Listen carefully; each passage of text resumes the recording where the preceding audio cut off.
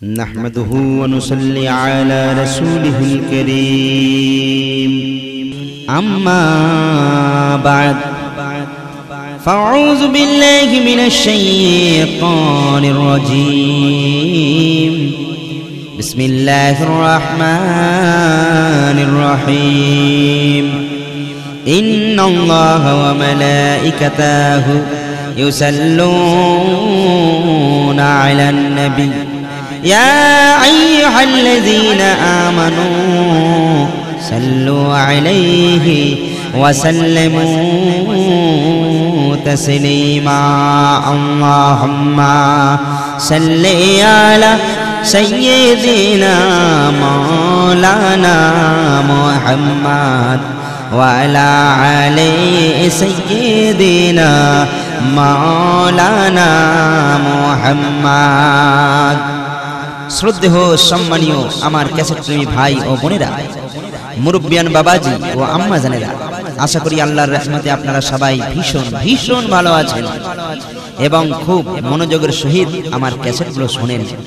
যাক, আজ আপনাদের এক মর্মান্তিক বাস্তব করুণ ঘটনা শোনাবো, যে ঘটনা 24 পরগনা নাজিরপুরে ঘটে গেল।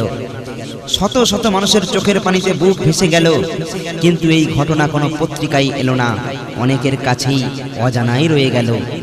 তাই আমার বহু ক্যাসেট প্রেমী ও ভক্ত অনুরাগীদের একান্ত অনুরোধে এই ঘটনা আপনাদের সামনে ক্যাসেটের মাধ্যমে তুলে ধরলাম। তার আগে কোরআন ও হাদিস কি বলেছে এই বিষয়ের উপরে একটু লক্ষ্য করুন। বিসমিল্লাহির রহমানির রহিম। আল্লাহর কোরআন বলে, وقال نسوة في المدينة امرأة العزيز تراود فتاها عن نفسه قد سقفها حبا إنا لا نرها في ضلال مبين। নগরে কিছু নারী বলল, আজিজের স্ত্রী তার যুবক দাস হযরত ইউসুফ আলাইহিস সালাতু ওয়াস সালাম হতে অসৎ কর্ম কামনা করছে, প্রেম তাকে পাগল করেছে, নিশ্চয়ই আমরা তাকে প্রকাশ্য বিপদগামিনী দেখছি। এবার হাদিস ফলো করুন। আল্লাহর নবী জনাবে মুহাম্মদুর রাসূলুল্লাহ সাল্লাল্লাহু আলাইহি ওয়াসাল্লাম বলেন, আল্লাহর প্রতি বিশ্বাস স্থাপন করার পর মানুষকে ভালোবাসাই শ্রেষ্ঠতম জ্ঞানের পরিচায়ক।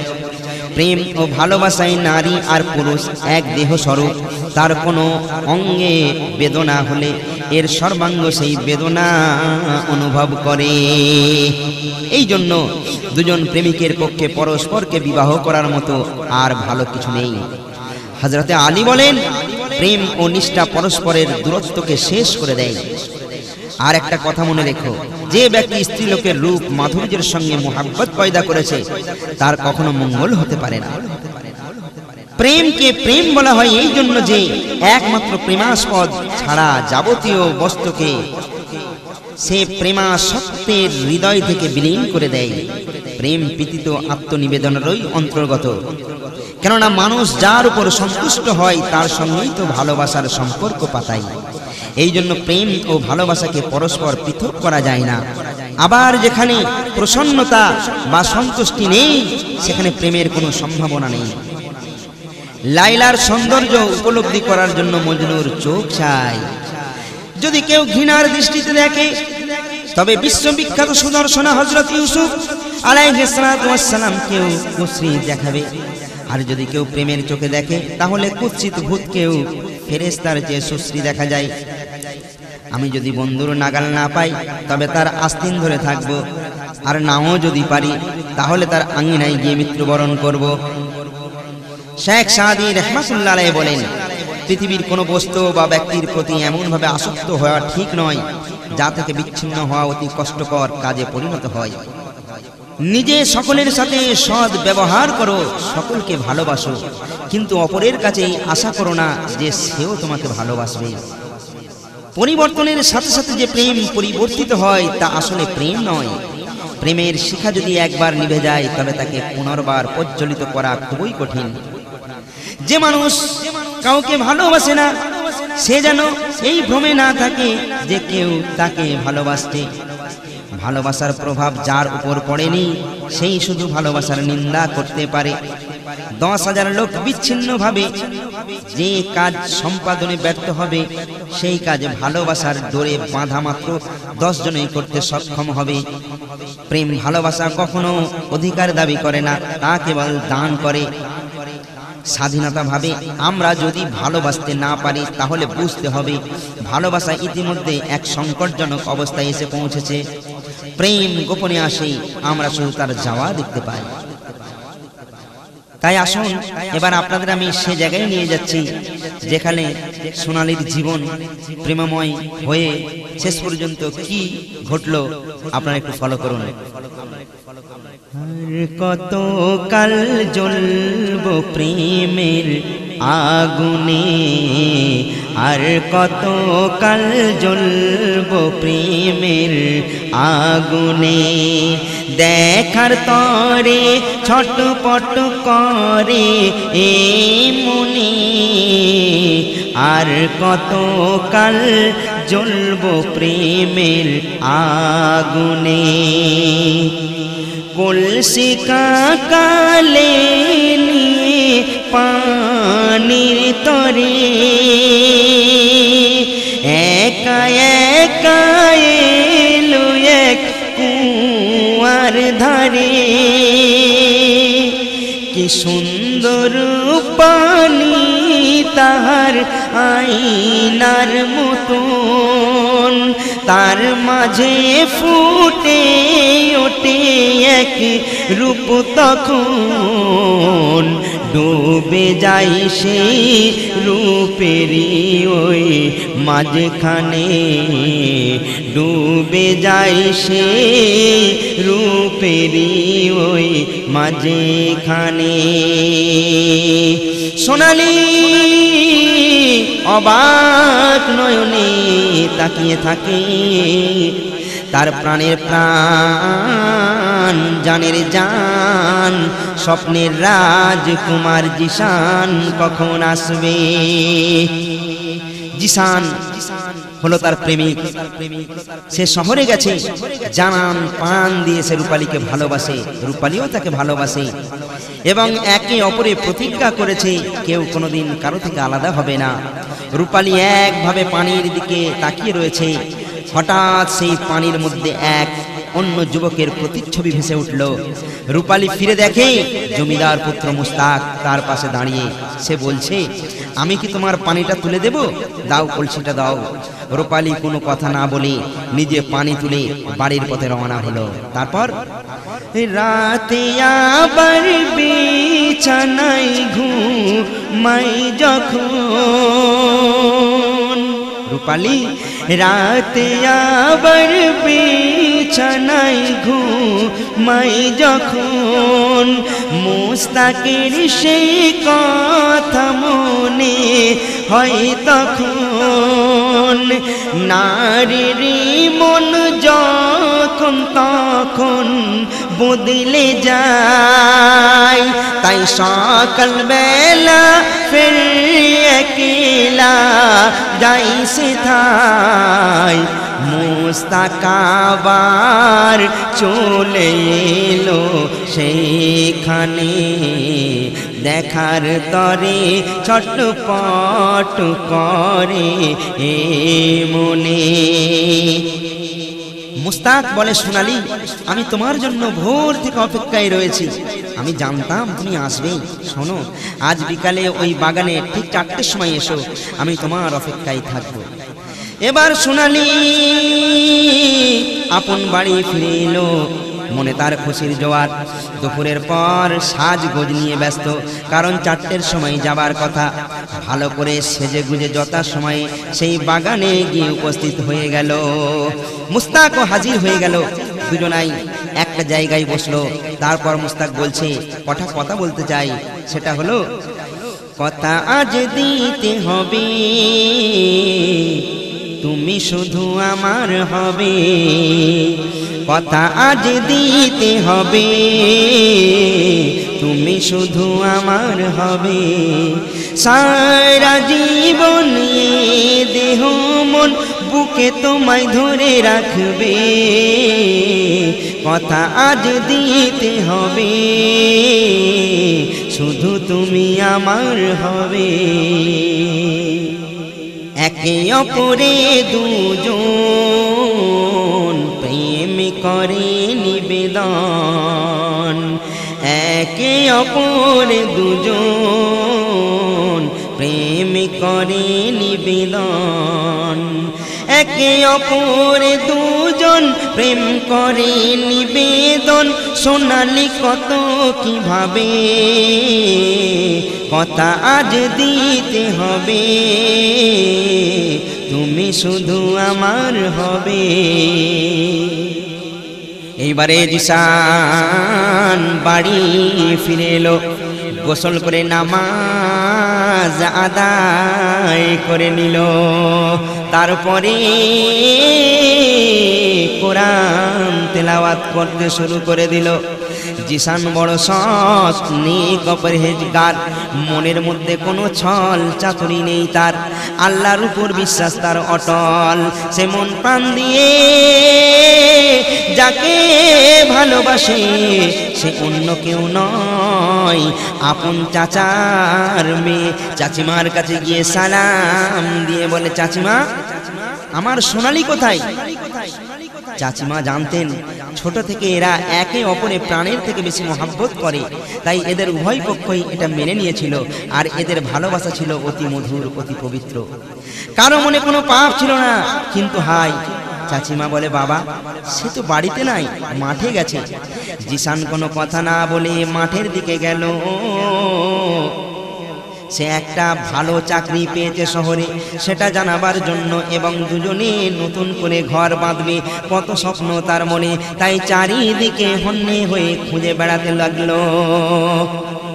খুঁজতে খুঁজতে পৌঁছে গেল সেই বাগানে। মুস্তাকের সাথে বসে সোনালি প্রেম আলাপ করছে, আর কেঁদে কেঁদে সোনালি বলছে তাকে, তোমাকে ছাড়া আমি বাঁচব না, যত তাড়াতাড়ি পারো আমায় বিয়ে করে তোমার ঘরে নিয়ে চলো। জিসানের মাথায় এই কথা শোনার পর যেন বজ্রাঘাত পড়ল, দু চোখ দিয়ে অঝর নয় আঁসু ঝরে যায়, চারিদিকে তার চোখটা ঝাপসা মনে হয়, পায়ের নিচের মাটি যেন তার সরে যায়। ভাবে না ওদের প্রেমে কাঁটা হয়ে দাঁড়াবো না, আমি ওকে ঘৃণা করব। কিন্তু মুখে বলা সহজ, অন্তর থেকে মেনে নেওয়া কঠিন। তাই পাগলের মতো এই কথা বলছে, কি দোষেরই দোষী আমি করে দিলে পর, ভেঙে গেল এক নিমেষে প্রেমের খেলা ঘর। ও গোপিয়া ফাটে হিয়া কাঁদে অন্তর, ও গোপিয়া ফাটে হিয়া কাঁদে অন্তর। কি দোষেরই দোষী আমি করে দিলে পর। কয়েকটা দামি কথা বলি ভাইজান, যে সৃষ্টির প্রেমে পড়ে সে কখনোই স্রষ্টার প্রেম পায় না। যে আল্লাহর উপর খুশি সে কখনো মানুষের কাছে কোনো কিছুর প্রত্যাশা করে না। স্রষ্টার বিরুদ্ধে সৃষ্টির নিকট কোনো অভিযোগ করো না।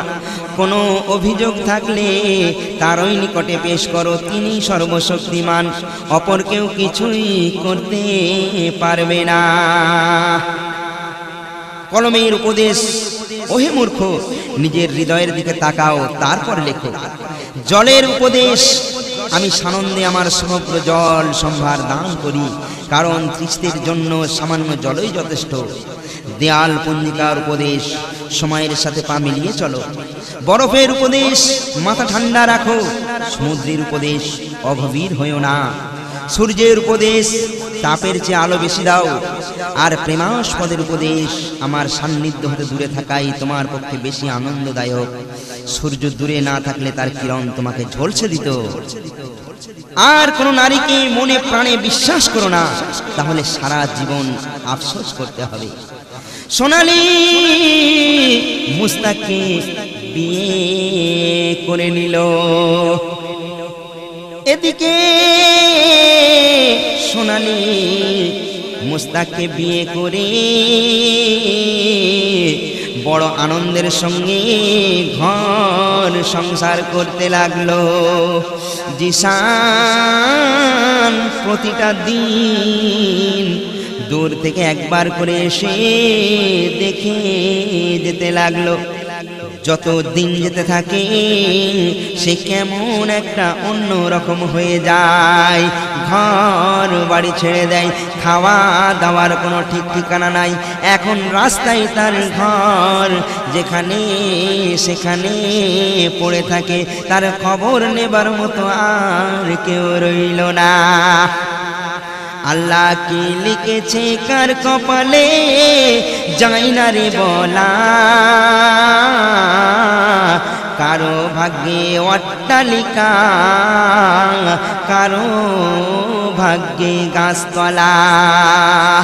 সোনালির উপর তার কোনো অভিমান নেই, রাগও নেই, তবে কেন তার এই অবস্থা? এর জন্য দায়ী কে? সে টুকরে টুকরে কাঁদে আর এই কথা বলে, খুদা চাই না যে আর বাঁচতে আমি, নাও ডেকে আমারে। খুদা চাই না যে আর বাঁচতে আমি, নাও ডেকে আমারে। আমি দিন ভিখারি কেঁদে মরি, কেউ না দেখে ফিরে। আমি দিন ভিখারি কেঁদে মরি, কেউ না দেখে ফিরে। খোদা চাই না যে আর বাঁচতে আমি, নাও ডেকে আমারে। আলো আমার নিভে গেছে অন্ধকারে ভরা, আজও কেন খুঁজে মন বলো কিসের ধারা। আজও কেন খুঁজে মন বলো কিসের ধারা। আর পাবো না ফিরে জানি, আর পাবো না ফিরে জানি, তবু খুঁজি কেন তারে। খোদা চাই না যে আর বাঁচতে আমি, নাও ডেকে আমারে। রত্ন ভেবে যত্ন করে দিলে বসালাম, সে ছিল এক নুড়ি পাথর, মূল্য না পেলাম। হায়রে রত্ন ভেবে যত্ন করে দিলে বসালাম, সে ছিল এক নুড়ি পাথর, মূল্য না পেলাম। সাজানো বাগানেতে আমার বনে গেছে ভরে। খোদা চাই না যে আর বাঁচতে আমি, নাও ডেকে আমারে। আমি দিন ভিখারি কেঁদে মরি, কেউ না দেখে ফিরে। খোদা চাই না যে আর বাঁচতে আমি, নাও ডেকে আমারে। সোনালি জানলার ফাঁক দিয়ে চাঁদ দেখে। ইতিমধ্যে তার একটি মেয়েও হয়ে গেছে। সেই মেয়েকে বলে, কি সুন্দর দেখো, চাঁদটা কি সুন্দর। তোমার আব্বা যদি আমাদের কাছে থাকতো কি ভালোই না হতো। দুদিন হয়ে গেল, এখনো আসার নাম নেই। দুষ্টু, ভারী দুষ্টু তোমার আব্বা। চলো আমরা ঘুমিয়ে পড়ি। ঘুমিয়ে ঘুমিয়ে সোনালি মুস্তাককে নিয়ে কি সুন্দর সুন্দর স্বপ্ন দেখে। হঠাৎ দরজায় শব্দ, সোনালির ঘুম ভেঙে গেল। দরজা খুলে মুস্তাককে দেখতে পেল। মনটা তার খুশিতে নেচে উঠল। বলে, এই তোমার আসার সময় হলো।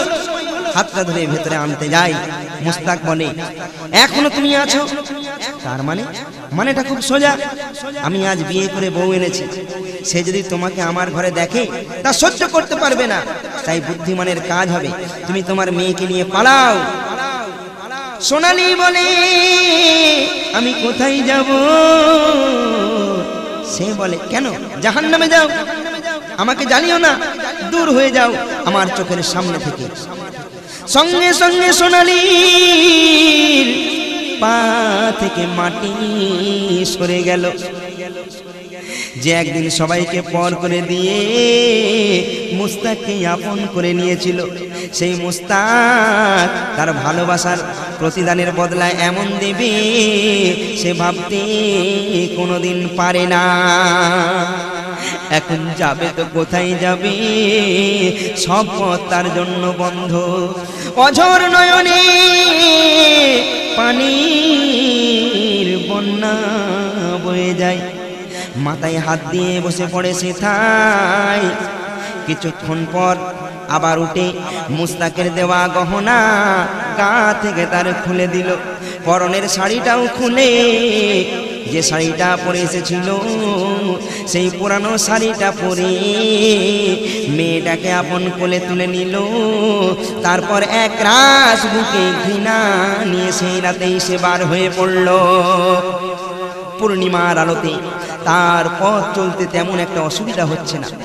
বেশ খানিকটা দূর যাবার পর পথের ধারে কে যেন ছটফট করে আর পানি পানি করে ঘুমরাতে থাকে। সেই আওয়াজ শুনে সোনালীর মনে দয়া হলো, আস্তে আস্তে কাছে তার আগিয়ে গেল। ভালো করে দেখে এক ব্যক্তি উপর হয়ে পড়ে আছে, তার জরাজীর্ণ দেহ, ছেঁড়া ময়লা পোশাক, চুল তার উস্কো খুস্কো, ক্ষীণ কণ্ঠে কি যেন বিড়বিড় করে। হাতের মধ্যে একটা ছবি। সোনালী হাতটা টেনে ভালো করে দেখে, এটা অন্য কার ছবি নয়, এ তো তার জানের জান জিসানের সঙ্গে তোলা সেই ছবি। তবে একে ভালো করে উল্টে দেখে, চমকে ওঠে, হাই হাই জিসান, এ কি তোমার অবস্থা? আমি জানি এর জন্য দায়ী একমাত্র আমি।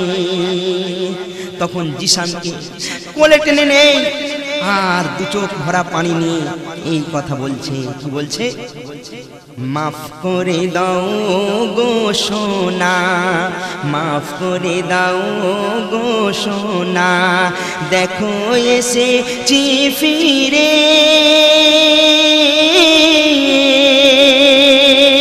সারা জীবন রাখবো তোমায় ভরে আমার অন্তরে, যাব না আর ছেড়ে, মাফ করে দাও ও গো সোনা, দেখো এসেছি ফিরে,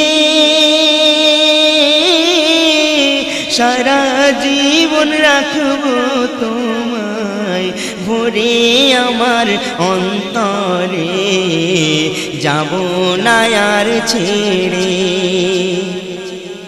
কষ্ট কত দিয়েছি আজ লোভের ফাঁদে পড়ে, আপনকে রেখে দূরে, পবিত্র এই ভালোবাসার মূল্য না দিয়ে আমি পাপ গিয়েছি করে, দোহাই তোমার পায়ে পড়ি, থেকো না চুপ করে রে, বুকে নাও টেনে রে, মাফ করে দাও ও গো সোনা, দেখো এসেছি ফিরে,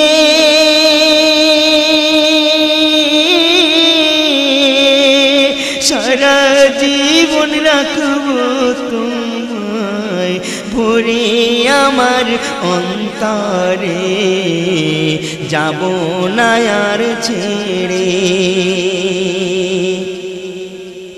হাসি মুখে দেখে জিসান, এক পলক দেখে, হাসি মুখে দেখে জিসান চোখ নেই বন্ধ করে, ওগো চিরদিনের তরে। তখন সোনালী চিৎকার করে কেঁদে বলে, যেও না মোরে ছেড়ে, তার বুকে মাথা কুড়ে। বলে দাঁড়াও সঙ্গে তোমার, আমিও হাই যাব রে, ভালোবাসি যে তোমারে। বলে দাঁড়াও সঙ্গে তোমার, আমিও হাই যাব রে, ভালোবাসি যে তোমারে। মাফ করে দাও ও গো সোনা। তারপর একটুখানি চুপ করে থাকলো, তারপর ওখান থেকে উঠে পড়লো, বাচ্চার দিকে ভালো করে এক পলক ভালো করে দেখে নিল। তারপর ওইখান থেকে সোনালী কি করছে জানেন? পাশে ছিল বড় নদী, ছুটে গিয়ে সেথায়। পাশে ছিল বড় নদী, ছুটে গিয়ে সেথায়। নদীর বুকে ঝাঁপায়, নদীর বুকে ঝাঁপায়। নদীর কোলে অতই জলে ডুবে সে মারা যায়। হাই সে দৃশ্য না দেখা যায়, আর কোলের শিশু পিছু পিছু, কোলের শিশু পিছু পিছু কেঁদে কেঁদে আওয়াজ দেয়। ঘোরে নদীর কিনারায়, ঘোরে নদীর কিনারায়, ঘোরে নদীর কিনারায়। এইবারে সকাল হয়ে গেল, একজন একজন করে বেশ কিছু জন সেইখানে হাজির হয়ে গেল। মুস্তাকের কানে খবরটা পৌঁছে গেল, একটা মেয়ের লাশ আর একটা জ্যান্ত শিশু কন্যা পাওয়া গিয়েছে নদীর ধারে। বহু লোক তাদের দেখার জন্য ছুটে আসছে। মুস্তাক আগিয়ে গিয়ে দেখে একজনের কোলে যে শিশু কন্যাটি রয়েছে, সে কন্যা তো তার কন্যা। তারপরে ছুটে গিয়ে লাশের মুখের কাপড় সরিয়ে দেখে এ তার ভালোবাসার স্ত্রী সোনালী। মুখে তার কাপড় চাপা দিয়ে কেঁদে বলে, সোনালী রে, এ কি তুমি করলে? তোমার কোনো দোষ নাই, আমার জন্যই তোমার এই অবস্থা। আমি পাপী, আমার মরণ কেন হয় না? লোকজন তাকে ধরে বলে, ভাই ওঠো। সবাই বলে মনটাকে শক্ত করো, আর তার কোলে তার বাচ্চিরে সবাই ফিরিয়ে দিল। মুস্তাক তার মুখে চুমা দিয়ে বুকের মধ্যে জড়িয়ে ধরলো। তারপর সবাই নিয়ে গিয়ে তাকে কবরে দাফন করে দিল। আর মুস্তাক কেঁদে কেঁদে বাড়ি ফিরে এলো। নতুন বউ বলে, জোচ্চোর, ঠকবাজ, তলায় তলায় এত মিথ্যেবাদী, লম্পট, একটা বউ থাকতে ফের আমাকে বিয়ে করেছো। একটা বউকে এইভাবে মেরে শেষ করলে তুমি ইবলিসের বাচ্চা, ইবলিস। আল্লাহ কোনোদিন তোমায় ক্ষমা করবে না, আর আমি কষ্টকালে এইরকম জল্লাল স্বামীর ঘর করব না বলে জিনিসপত্র নিয়ে বাপের বাড়ি ফিরে গেল। এইবারে মুস্তাকের বুকের মধ্যে আগুন দাও দাও করে জ্বলে উঠল। কোনো দিকে আর তার শান্তি নেই। আবার তার শিশু কন্যার এমনই এক ভয়ঙ্কর বিমারি হলো, কোনো ওষুধে সারল না। সেও হঠাৎ মৃত্যুর পথযাত্রী হয়ে গেল। মুস্তাক একেবারে একা, তার পাপ তাকে কুরে কুরে খেতে লাগলো। তখন সে কি করলো জানেন? আর কি বলছে? আমি এ মুখ নিয়ে কেমন করে দেখাবো তোমারে, বলো খোদা মোরে। আমি এ মুখ নিয়ে কেমন করে দেখাবো তোমারে, বলো খোদা মোরে। আমি এমন পাপী নই তার মাফি গো, আমি এমন পাপী নাই তার মাফি গো। মাপ কোনো দিন হবে না, দোজখ আমার ঠিকানা। মাপ কোনো দিন হবে না, দোজখ আমার ঠিকানা। জ্বলে জ্বলে মরবো আমি সারা জীবন ধরে। আমি এ মুখ নিয়ে কেমন করে দেখাবো তোমারে, বলো খোদা মোরে। ওগো বলো খোদা মোরে। তারপরে মুস্তাক কি করছে জানেন? বাড়ির দরজা বন্ধ করে দড়িতে ফাঁস লাগিয়ে ঝুলে সে পড়ে। চটপট করে যাইছে মোরে, প্রতিবেশীরা কেউই বুঝতে না পারে। এইভাবে 3 দিন কেটে যায়, পচা লাশের ওই দুর্গন্ধ বার হয়।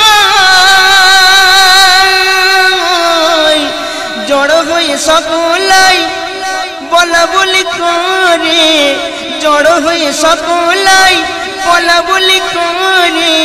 কিছু মরেছে বুঝি দেখো নাই ঘরে, দেখো নাই ঘরে।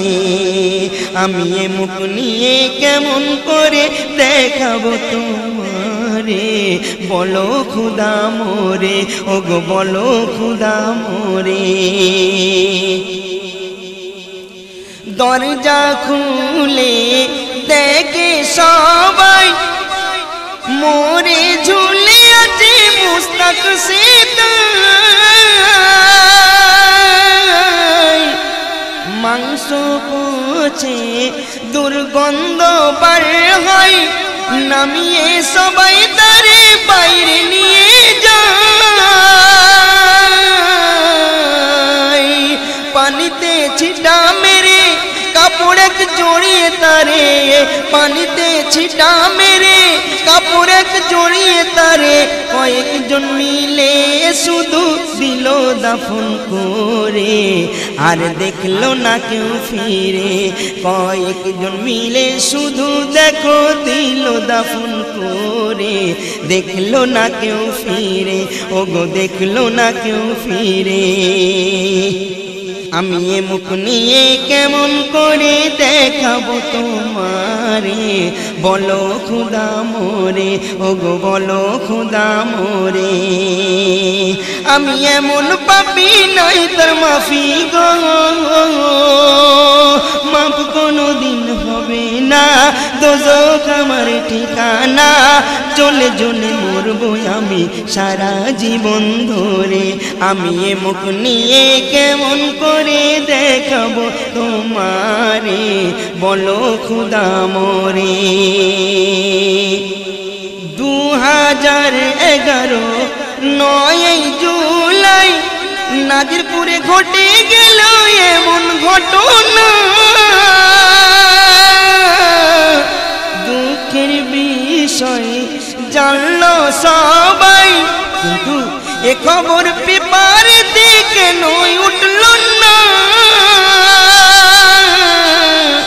এসএম নজরুল তাই সবারে জানাই, করোনা এমন কেউ কারো সাথে ভাই, করোনা এমন কেউ কারো সাথে ভাই। সবারে যেতে হবে একদিন ওই কবরে, যেও না হিসাবের বাহিরে, যেও না হিসাবের বাহিরে। এই জন্য আল্লাহর কোরআন বলে সুম্মা ইন্না রাব্বাকা লিল্লাযীনা আ'মিলুনা আশ-শুআ বিজিহালাতিন সুম্মা তাবু মিন বা'দি যালিকা ওয়া আসলাহু ইন্না রাব্বাকা মিন বা'দিহা লাগাফুরুর রহিম। যারা অজ্ঞতাবশত কুকর্ম করে তারা পরে অনুতাপ অর্থাৎ তওবা করলে ও নিজেদের সংশোধন করলে তাদের জন্য তোমার প্রতিপালক অবশ্যই ক্ষমাশীল এবং পরম দয়ালু। তিরমিজি, ইবনে মাজাহ এবং মিশকাত শরীফের হাদিসে আল্লাহর নবী জনাবে মুহাম্মদুর রাসূলুল্লাহ সাল্লাল্লাহু আলাইহি ওয়াসাল্লাম বলেন, সমস্ত মানব সন্তান পাপী এবং পাপীদের মধ্যে যারা অনুতাপ করে তারাই হলো উৎকৃষ্ট। অনুতপ্ত ব্যক্তির এক ফোঁটা অশ্রু জাহান্নামের আগুনকে নিভিয়ে দেবার ক্ষমতা রাখে। আর একটা কথা বলি, প্রত্যেকটা মানুষের অন্তরে সবচেয়ে বড় রোগ হলো হিংসা। হিংসা সাপের বিষের চেয়েও মারাত্মক, কেননা সাপ কখনো নিজের বিষে মরে না, কিন্তু হিংসার আগুন খোদ হিংসুককে ছারখাড় করে দেয়। হিংসার আগুন প্রথমে হিংসুকের অন্তর জ্বালিয়ে দিয়ে অন্যের দিকে অগ্রসর হয়। হিংসা মানুষকে এভাবে ধ্বংস করে যেভাবে মরিচা লোহাকে ধ্বংস করে। আবু দাউদ ও মুসলিম শরীফের হাদিসে আল্লাহর নবী জনাবে মুহাম্মদুর রাসূলুল্লাহ সাল্লাল্লাহু আলাইহি সাল্লাম বলেছেন, কোন ব্যক্তির মধ্যে হিংসা ও ঈমান একই সাথে থাকতে পারে না, অর্থাৎ যে প্রকৃত ঈমানদার হিংসুক সে হতে পারে না। তোমরা হিংসা হতে সাবধান হও, কারণ আগুন যেমন কাঠ বা খড়কুটোকে ভস্ম করে, হিংসাও তেমনি সৎ কাজগুলো ধ্বংস করে। কোনো হাড়কিপ্টের হাত থেকে চেষ্টা করলে সোনা রূপা খসানো যেতে পারে, কিন্তু হিংসুকের মুখ থেকে কারো প্রশংসার বাণী বের করা এত সোজা নয়। হিংসুক এই চিন্তায় শুকিয়ে যায় যে তার প্রতিবেশী কেন সুখে আছে। কিন্তু একটা কথা মনে রাখবেন, যার হিংসা তাকে খায়, এটা খুব দামি কথা। কেন? তাহলে শুনুন। সে দূর দেশে এক ফকির বাবা থাকে, সে দূর দেশে এক ফকির বাবা থাকে, এক ডাকেতে চিন্ত সবাই তাকে, তার বুলি ছিল সর্বদাই একটাই, যার হিংসা তারে খায়, সে বলতো ডেকে হেঁকে, সে দূর দেশে এক ফকির বাবা থাকে। একদিন সেই ফকির এক রাজার কাছে যায়, ডেকে তারে এই বুলি শোনায়। এক রাজার কাছে যায়, ডেকে তারে এই বুলি শোনায়।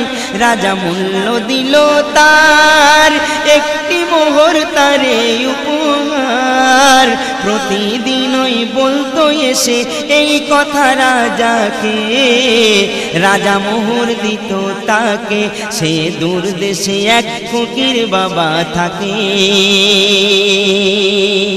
তো সেই ফকির প্রত্যেকটা দিন যেত, আর যার হিংসা তারে খাই এই কথা বলতো, আর একটা করে মোহর নিয়ে চলে যেত।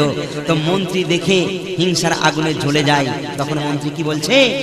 তাই মন্ত্রী জ্বলে যায়, রোজ একটা করে মোহর নিয়ে যায়।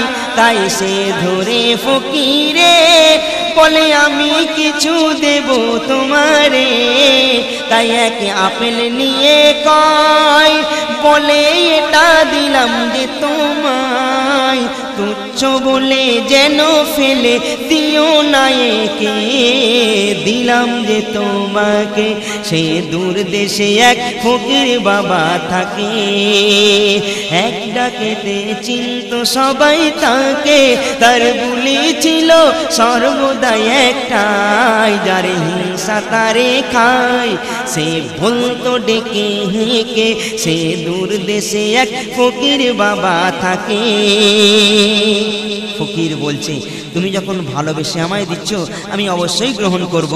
তারপর ফকির তারে নেয় আর ঝুলাই ভরে অন্য দিকে যায়। ফকির তারে নিয়ে নেয়, ঝুলাই ভরে অন্য দিকে যায়।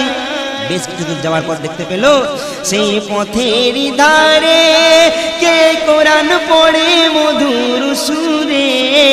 ফকির দাঁড়িয়ে যায় সে তাই, আয়াত শুনে প্রাণটি ভরে যায়, ফকির দাঁড়িয়ে যায় সে তাই, আয়াত শুনে প্রাণটি ভরে যায়, আয়াত শুনে খুশি মনে দোয়া দেয় তাকে। আর কয় ফলটাকে দাও রেখে সে দূর দেশে এক ফকির বাবা থাকে। মেয়েটি বড় খুশি মনে ফকির বাবার দেওয়া সেই আপেল ফলটা বড় আনন্দের সাথে গ্রহণ করে। ফকির বাবা তারে দোয়া করে আপন খায়ালে ওইখান থেকে বিদায় নিল। এরপর মেয়েটি একটি ছেলেকে খুব ভালোবাসত। সেই ছেলেটি সেই দিনে মেয়েটির বাড়ি এলো। মেয়েটি তাড়াতাড়ি তার কাছে এসে বলছে, জানো আজ আমি কোরআন শরীফ পাঠ করতেছিলাম, সকালে একটি ফকির বাবা রাস্তা দিয়ে যেতে যেতে আমার পড়া শুনে ভীষণ ভীষণ খুশি হয়েছিল এবং আমাকে কত দোয়া দিয়েছিল, আর যাবার সময় এই সুন্দর আপেল ফলটি আমায় উপহার দিয়ে গেছে। আমি কিন্তু না খেয়ে তোমার জন্য রেখেছি সোনা, এই নাও, এই নাও, খেয়ে নাও এই বরকতি ফলটিকে এবার, এই নাও, খেয়ে নাও বরকতি এই ফলটিকে এবার। তারপর সে ছেলেটি তারে গালে ভরে দেয়, সে কামড় দিয়ে যখন চিবায়, সেই গালে ভরে দেয়, কামড় দিয়ে যখন চিবায়, তার মাথা ঘুরে যায়, বিছানায় পড়ে শুধু তড়পায়, তার মাথা ঘুরে যায়, বিছানায় পড়ে শুধু তড়পায়, আর গেজানিবার হয়ে আবার পড়ে যায় মুখে, গেজানিবার হয়ে আবার পড়ে যায় মুখে। এই মেয়েটি চিৎকার করে দেখে ওই দূর দেশে এক ফকির বাবা থাকে। সে তখনই মৃত্যুর কোলে ঢলে পড়লো। মেয়েটি চিৎকার করে ওঠে, লোকজন হাজির হয়ে গেল।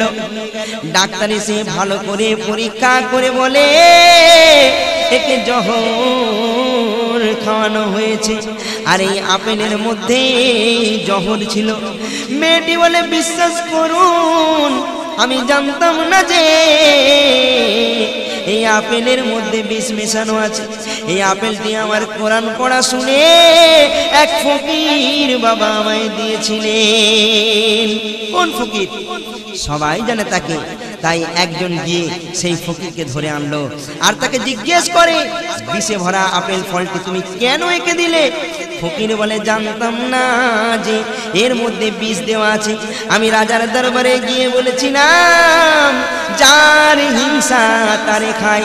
এই কথা শুনে রাজা আমায় মোহর দিয়েছে আর মন্ত্রী আমায় এই ফলটি উপহার দিয়েছে। আবার মন্ত্রীর কাছে যাওয়া হলো। এবার মন্ত্রী ছুটে এসে সেই মরা যুবককে এক পলক দেখে হাউ হাউ করে কাঁদতে শুরু করে দিল। রাজা এসে হাজির হয়ে গেলেন। মন্ত্রী বলেন, আমার একমাত্র ছেলে, আমি নিজে তাকে বিষ খাইয়ে মারলাম। ফকির বাবার পা দুটো ধরে মন্ত্রী কেঁদে বলে, আপনি বলেছিলেন যার হিংসা তাকে খায়। রাজা তার মূল্য দিয়েছে, আর আমি হিংসায় জ্বলে আপনাকে মারতে চেয়েছি, তাই আমার হিংসা আমায় খেয়েছে। এই জন্য শায়েখ সাদি রহমাতুল্লাহ আলাইহি বলেন, আমি কারো অন্তরে ব্যথা দিতে চাই না। হিংসুকদের আর কি করা যায়? তারা নিজেরাই তো নিজেদের অশান্তি ডেকে আনে। ওহে হিংসুকের দল, তোমরা মরো, তবেই তোমরা হিংসার কষ্ট থেকে অব্যাহতি পাবে, কেননা তোমাদের দুঃখ কষ্ট মৃত্যু ছাড়া দূর হবে না। হিংসুকরা আল্লাহর কাছে এই কামনা করে যে ভাগ্যবানদের সম্পদ ও সম্মান নষ্ট হয়ে যাক, কিন্তু যার হিংসা তারে খায়। এর সাথে আর একটা কথা বলে রাখি, সর্বদাই স্মরণ রাখতে হবে, আল্লাহ যা করেন মানুষের মঙ্গলের জন্য করেন। হযরতে আলী বলেন, কোন বান্দার ঈমান ততক্ষণ পর্যন্ত খাঁটি ও মজবুত হয় না যতক্ষণ তার আল্লাহর নিয়ন্ত্রণ ও ক্ষমতার প্রতি নিজের নিয়ন্ত্রণ ও ক্ষমতার চেয়ে বেশি আস্থা না হয়। তাই আপনাদের বলি, তার খুশি খুশি যে হয় গো ওয়াকাতরে সব সে পায় গো, শুকরি সদাই তাই জানাই গো, শুকরি সদাই তাই জানাই গো, তার খুশি খুশি যে হয় গো। একদিন এক রাজা মশাই ফল এক কেটে খায়, কাটতে গিয়ে হাতের একটি আঙুল কেটে যায়, কাটতে গিয়ে হাতের একটি আঙুল কেটে যায়। মন্ত্রী বলেন আল্লাহ যা করেন ভালোই করেন, আর মন্ত্রী বলে আল্লাহ যা করেন ভালোই করেন। রাজা মশাই চোটে আগুন যখন এ কথা শোনেন, রাজা বলে সময় এলে টের পাবে, আল্লাহ যা করে ভালো করে এর মজা বুঝে যাবে। তাই বেশ কিছুদিন পর রাজা শিকারে বার হবে, মন্ত্রীকে সঙ্গে নেই গো, আর বলে চলো যাব আজ দুজনাই গো, চলো যাব আজ দুজনাই গো, তার খুশি খুশি যে হয় গো। তারপর দেখুন, আর রাজা মন্ত্রী হেঁটে যায়, রাজা মন্ত্রী হেঁটে যায় দূর অনেক দূরে, গভীর একটা কুয়া পড়ে দেখো নজরে, গভীর একটি কুয়া পড়ে তাদের নজরে। রাজা বলে দেখো মন্ত্রী পানি কি সুন্দর, মন্ত্রী বলে ঠিকই বলেছেন, বলে মন্ত্রী যখন দেখছেন তখন আর ধাক্কা মেরে ফেলে দিল রাজা কুয়ার ভেতর, ধাক্কা মেরে ফেলে দিল কুয়ার ভেতর। রাজা বলে আল্লাহ যা করে ভালোই করে। নিচে থেকে তখন মন্ত্রী বলছেন, মন্ত্রী বলেন অতি সত্য বলেছেন এবারে। রাজা বলে ঠিক আছে এবার মজা বোঝো। এই বলে রাজা মন্ত্রীকে রেখে অনেকটা দূরে চলে গেল। তারপর রাজাকে ডাকাতে ধরে নিয়ে যাই মেরে মেরে গো, দেবে তারে বলিতে চড়াই গো, রাজাকে ডাকাতে ধরে নিয়ে যাই মেরে মেরে গো, দেবে তারে বলিতে চড়াই গো, তার খুশি খুশি যে হয় গো। ডাকাতরা যখন ডাকাতি করতে যায় তার আগে এই বড় মন্দিরের সামনে কারেও না কারে বলি দিয়ে তবে যায়। আজ রাজার পালা, ডাকাতরা তাকে ধরে মন্দিরের পেছনের সাইডে রাজাকে গাছের সাথে বাঁধে। রাজা বলে আমায় ছেড়ে দাও, এত সাহস তোমাদের আমাকে মারবে। ডাকাতরা বলে রাজা টাজা কিছু বুঝি না, বলি চাই তাই তোমায় বলি দেব। হাতে ছোরা নিয়ে মারতে যাবে, ঠিক সেই মুহূর্তে রাজার হাতের সেই ভাঙা আঙুল কাটা দেখতে পায়, তখন ছোরা চালানো বন্ধ করে দেয়। ডাকাতের সর্দার বলে খুঁত জিনিস চলবে না, নিখুঁত জিনিস চাই, একে ছেড়ে দাও। তখন তার হাতের বাঁধন খুলে তাকে ছেড়ে দেয়। তখন রাজা সোজা সেই কুয়ার দিকে গেল। তারপর মন্ত্রীকে গিয়ে বলছে মন্ত্রী তুমি উঠে এসো। মন্ত্রী বলছে কেন? আর রাজা বলে বন্ধু তুমি মাফ করে দাও মোরে। রাজা বলে বন্ধু তুমি মাফ করে দাও মোরে। তোমার কথা বড় খাঁটি বুঝে গেছি বারে, তোমার কথা বড় খাঁটি বুঝে গেছি বারে। আর ভাগ্যিস আঙুল কেটেছিল নইলে যেত প্রাণ, মোর ভাগ্যিস আঙুল কেটেছিল নইলে যেত প্রাণ। মন্ত্রী বলেন আমার খোদা বড় মেহেরবান, নিখুঁত ছিলাম আমি কুয়াতে পড়ে। মন্ত্রী বলছে নিখুঁত ছিলাম আমি কুয়াতে পড়ে, পেলে ওরা আমাকে দিত বলি করে। তাই আল্লাহ যা করে ভালোর জন্য করে ভাই, কজনা মূল্য দিছে কথায়, কজনা মূল্য দিছে কথায়। তার খুশি খুশি যে হয় গো, অকাতরে সব সে পাই গো। শুকরি সদাই তাই জানাই গো, শুকরি সদাই তাই জানাই গো। ভাইজান আর তো সময় নাই, এবার আমি বিদায় নিচ্ছি। আপনারা আমার জন্য দোয়া করবেন, আমি আপনার জন্য দোয়া করব। এই বছরে আমার 2011 আমার 9খানি ভিসিডি অ্যালবাম, চমকপ্রদ অ্যালবাম বার হয়েছে বাজারে, আপনারা খোঁজ করবেন। যাক আসছি, খুদা হাফেজ, আসসালামু আলাইকুম।